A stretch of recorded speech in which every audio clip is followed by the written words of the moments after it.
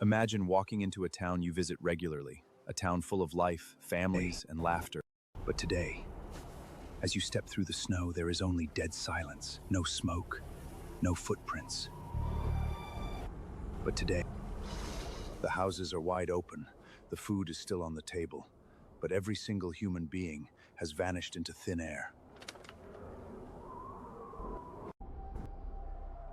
This is not a myth or urban legend.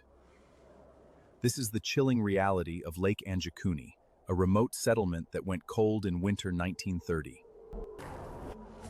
What forced a community to leave? We must examine the clues in the frost.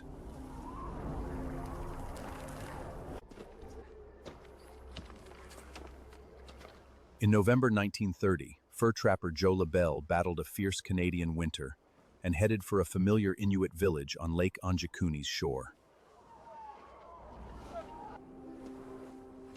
LaBelle knew this village, 40 souls. Now it's empty, as if everyone was interrupted mid-action.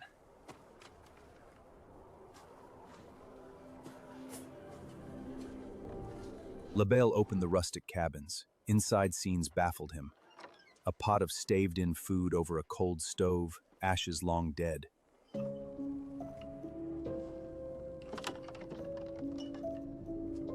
In another, a half-woven shirt lies with a bone needle stuck. The maker vanished. The bite of the weaving.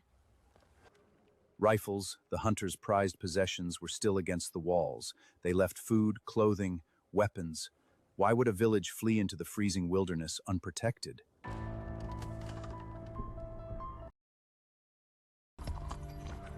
Terrified, LaBelle ran to the village edge and found the cemetery's graves freshly dug, wide open and utterly empty.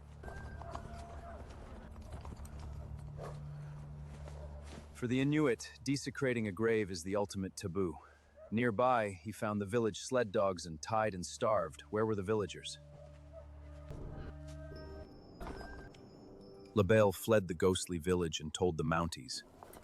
Days later, they arrived on horseback, lights flashing into the freezing dark.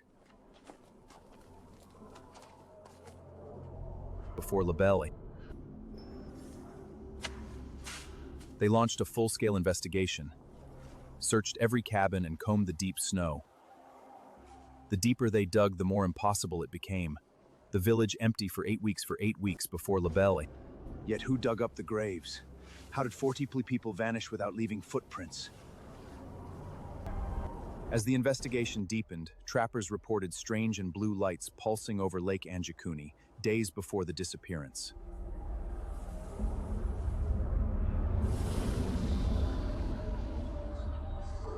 Some said not a migration but an abduction. Others whispered of an ancient shadow stalking the ice, feared by tribes for generations. Did these lights carry the villagers away, or did something ancient awaken from the frozen lake? What happened at Lake Anjikuni? Aliens, cover-up, or something ancient? Comment below and subscribe to MindBlown US. Until next time, keep questioning reality.